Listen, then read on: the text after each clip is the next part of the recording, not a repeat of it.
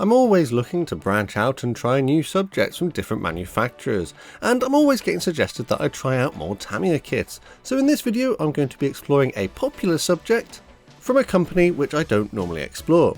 Hello everyone, I'm Matt, this is Model Minutes, and join me on the workbench today as I build and review the Tamiya P-51D Mustang in 1/48 scale.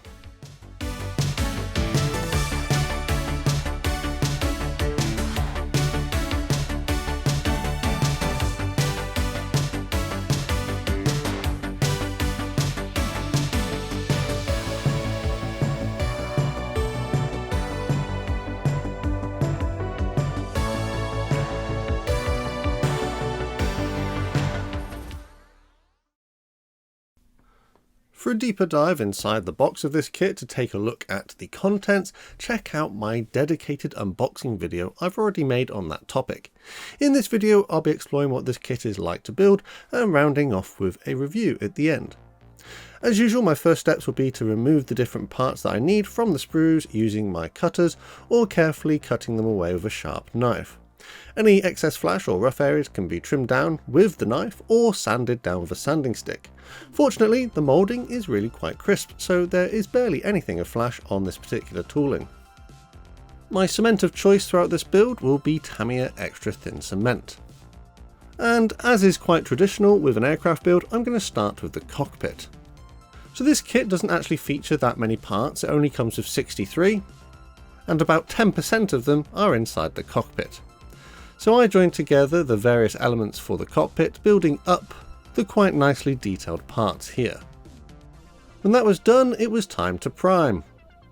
I'm going to use this Army Painter black primer to spray the cockpit interior and also the included pilot figure. This should give a nice base layer for the next colours of paint to stick to, but also some elements need to remain black. So this is quite an efficient use of my time. The next paint I'm going to use is this Vallejo US Light Green. Although this is an airbrush ready paint, I am going to carefully hand paint it onto the areas that require it. I am pretty much following the painting instructions included in the kit for this particular step. After this, some Vallejo US Dark Green would be used on the padding on the chair, and it should be a slightly different shade to give a little bit of contrast to that earlier cockpit green I used. After this, some Humbrol No. 1 Primer Grey would be dry brushed over the various details to help highlight them and add some contrast. No decals are provided for the cockpit interior and the instrument panels, so this is a relatively quick and easy way of bringing out some of those details. When that was done, I glued into place the included pilot, which I've painted off camera using my normal techniques. And it was at this point that I could glue this cockpit assembly inside one of the fuselage halves. There is a radiator which needs to go inside of the air scoop on the lower side of the fuselage, so this was installed here. And with that done, I can close up the fuselage. The fit is really quite good. Some smaller components need to be glued onto the nose. These include the front of the air intake and also the engine exhausts. With those parts now added, I glued on the top of the engine cowling. Now I can turn my attention to the wings. There are some holes moulded into the inside of the wings that need to be opened up.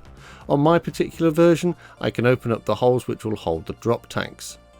As you can see, there are other holes marked here which are for other variants of the aircraft, which can have different armaments, but that's not included in this particular boxing. Part of the landing gear bay can be glued in at this point. And then with that done, I carefully installed the lower wing onto the fuselage. Again, the fit here is pretty good. The upper wing halves can then be glued onto the lower wing halves. And again, the fit is really quite nice. There's no gap at the wing root. Moving on, the tail surfaces can be glued into their slots on the side of the tail. And then I added the mounts for the underwing drop tanks. These go into those two holes which I drilled out previously. I probably would suggest you check your particular paint scheme that you're doing, just in case you need to add this after you've done your painting and decaling stage. The air vent flap can be glued in a open or more closed position. I'm simply going to leave it in the open position here. And then the flaps on the wings could be added as well. I'm going to install mine in the lowered position, but they could be added in the raised position with a little modification. To tidy up a few of the seams, I'm just going to give them a light sand just to blend them together. Here I'm gluing into place the reflector gun sight. This is a clear part, but I have painted some of the elements in a matte black. And with that done, I'm going to glue on the cockpit windscreen and main canopy. A small amount of Tamiya extra thin run along the edges, drawn in by capillary action, will be enough to hold this in place and not react with the plastic. The main canopy does need to be glued onto this other component, which I've already painted in matte black. And when that was done, I glued it on in a closed position. You could glue this main canopy in an open position if you would prefer. To mask the canopy, I've been out and bought an Eduard mask set for this kit. They are a little bit more pricey than other companies that I've used, but they should work really well. The masks were peeled from the sheet and then carefully positioned in the correct places on the windscreen. I really enjoy using masking sheets because they help make this part of the process so much quicker and also should give really neat results. The masks don't cover everything though, so a little bit of Vallejo liquid mask would be applied to the areas which they don't quite cover. This would be painted over the main canopy area here and allowed to dry, and it should protect this large area. Alternatively, I could have used my own tape if I wanted to.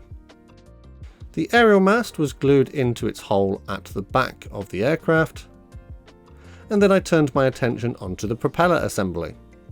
The propeller blades in this kit come as separate parts, and although it's not my favourite way of doing propellers, actually the way that Tamiya have designed this means you do get things in the right place. With the individual blades glued in, this rubbery poly cap was dropped into position, and then the spinner glued over the top.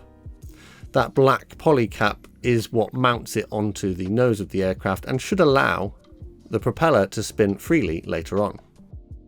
And now it's time to prime. Again. Well, kind of. So I'm going to be using this Tamiya Gloss Black as the base colour for the aircraft. Here I've got all the different elements which are still yet to be added to the aircraft, such as the drop tanks, landing gear components and landing gear bay covers. These were painted in the gloss black, and then, when that was dry, this Tamiya gloss aluminium would be sprayed over the top for the bare metal kind of finish. This is actually the colour that Tamiya suggests that we use in their instructions. With those bits now complete, I'm going to use this Outlaw Interior Green, which is a lacquer paint, on the landing gear bays.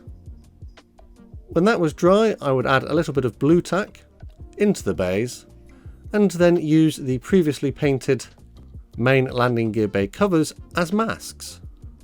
These fit perfectly fine and should protect the landing gear bays I've just painted.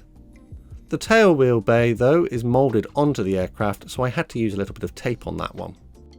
And then the entire aircraft was given a repeat process of the gloss black first, and then the aluminium over the top.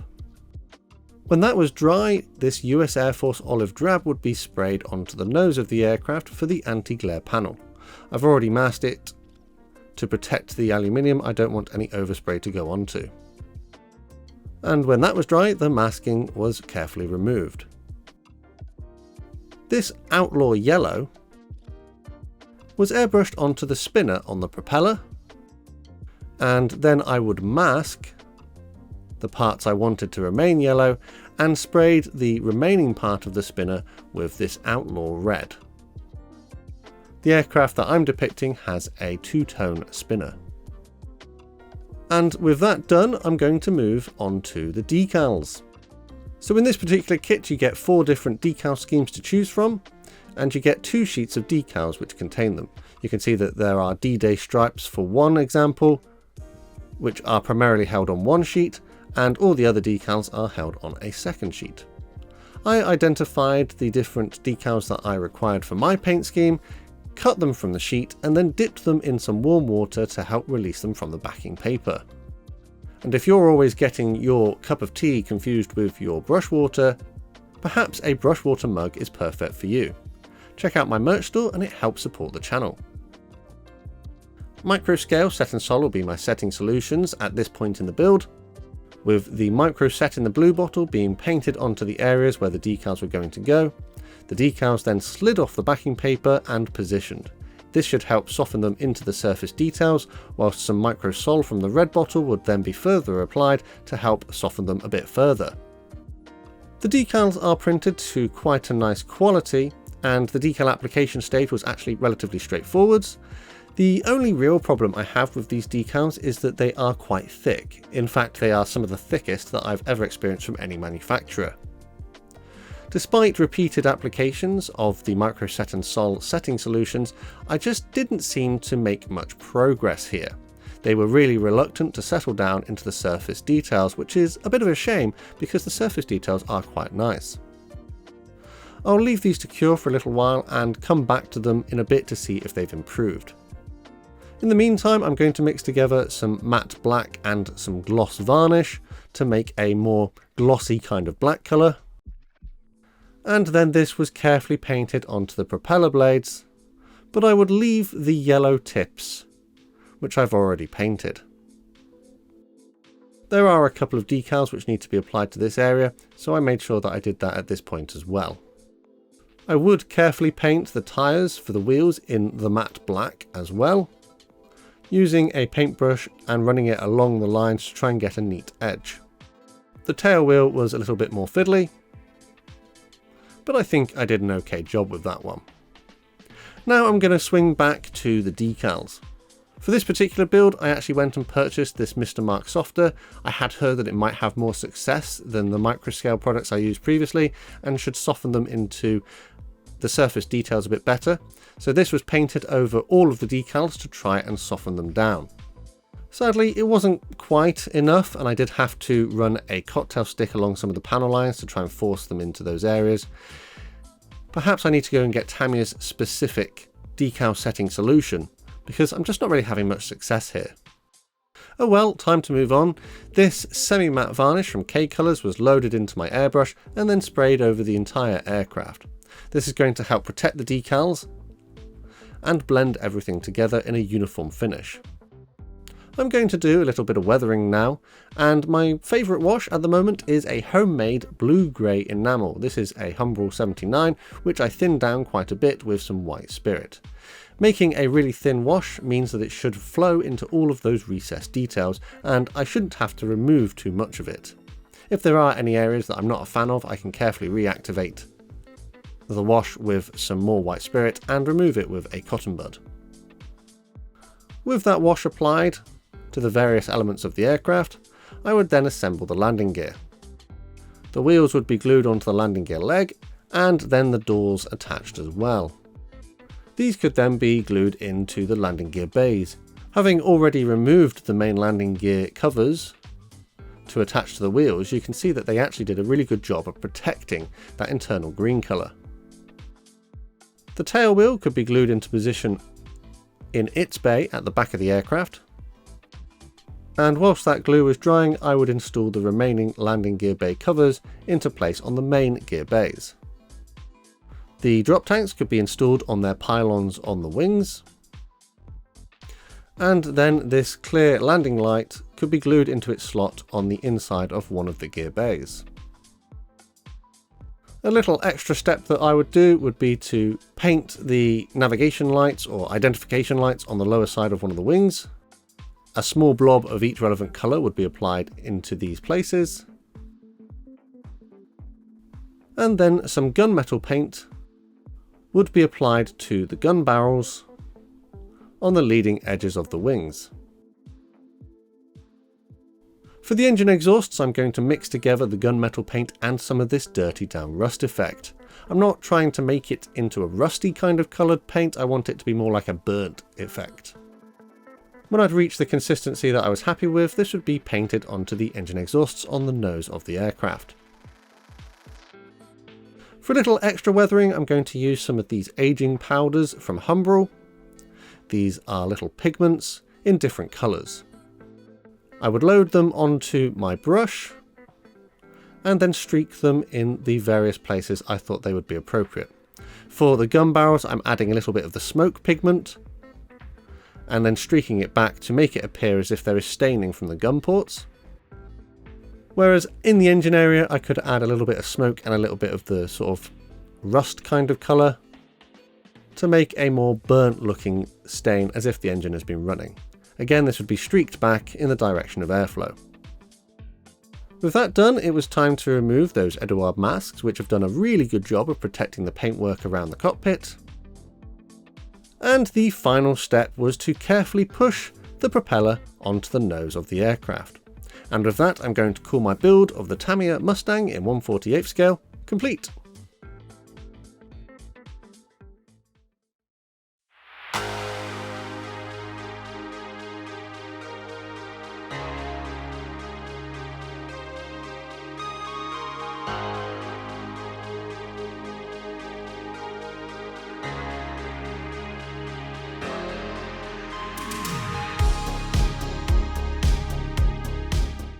And that's another build under the belt.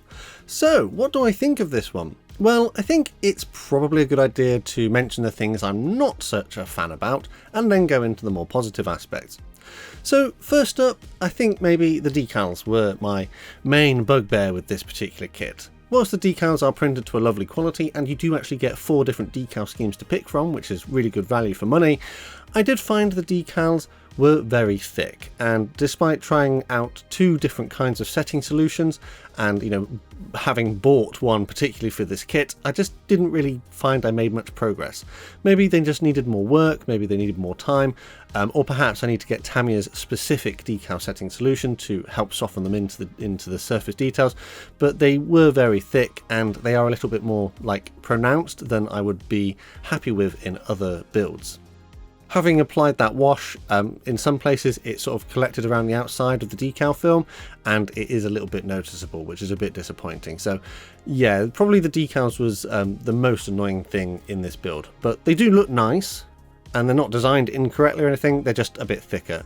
I am aware that in other kits Tamiya does now use cartograph decals, but I suppose this is one of their slightly older ones that they haven't quite upgraded yet. Another thing that is slightly annoying is the fact that although the landing gear bay covers do fit perfectly in the gear bays for the main wheels, the rear tail wheel has its landing gear bays moulded on in the open position. So technically this aircraft does not have a raised landing gear option designed into it, which is a little bit frustrating because you get a pilot included and it would be very easy to display this one in a flying pose if you could make your own display stand. So that tail wheel would have to be modified with the landing gear bays cut off and then replaced in a closed position in order to simulate this. I feel like Tamiya probably could have included a raised option for not much effort. So those are the only real negatives I have to do with the kit itself. With my build of the kit, I'm a little bit frustrated that I didn't quite get the sort of spinner colours as neat as I would like. The separation between them is a little bit wavy. It's not massively noticeable if you're not looking for it, but once you've seen it, you sort of go, oh, hang on, it's not as straight as it could be. But perhaps in my head canon, the person who painted it did it by hand, so they weren't necessarily as accurate as they could have been. Perhaps another thing I should have done as well is on the lower side I added the pitot tube much earlier on in the build, but maybe it would have been better to have added that after I'd added the decals, because I don't think the decal is quite in the right place as the pitot tube blocks its position. Moving on to the positives of this kit though, this is one of those kind of 2 sprue wonders, so there's only 63 parts included in the kit, which means that you can make pretty quick progress. This could be effectively a weekend build.